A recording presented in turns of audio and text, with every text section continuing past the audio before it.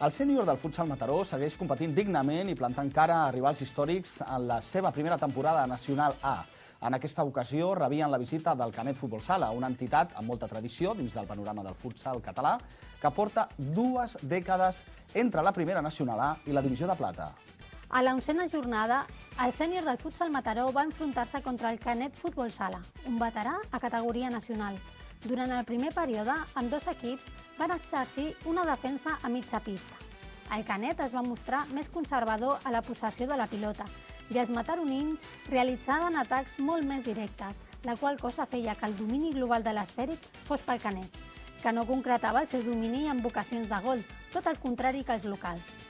Al descans es va arribar amb un empat a 0 que deixava les espases en alt i plantejava un partit molt dur a nivell psicològic, ja que denotava l'ansietat per assolir la victòria, els mataronins per arribar a la mitja taula i els canetencs per sumar 18 punts i quedar-se a 9 punts del descens.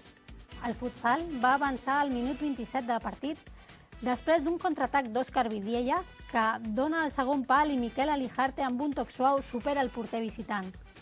Amb aquest resultat, els locals es van fer encara més forts defensivament, tirant la seva línia defensiva fins als 12 metres i buscant ràpides sortides al contraatac, provocant que els visitants arribessin a les 5 faltes.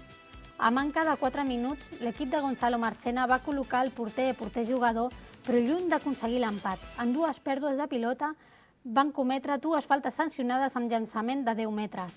Després d'errar Raúl Díaz al primer xut, Xavi Lindes va superar per baix el porter canetenc a prop d'un minut al final. Lluny d'entregar el partit, el Canet va seguir jugant de 5 i en una recuperació de pilota Raúl Díaz feia un gol de camp a camp que sentenciava definitivament l'encontre. Amb aquests 3 punts, el futsal Mataró torna a la 11a posició de la taula i es distancia a 15 punts de l'Inca, a 6 del Gavà i a 3 de l'Escola Pia Sabadell, que ocupen els 3 llocs de descens. El proper dissabte, els de David Rivera visiten la pista de la Unió Santa Coloma, una pista que per història no se li dona bé a l'equip maresmenc, on els contraris són 5ens a la classificació i acumulen 5 victòries consecutives.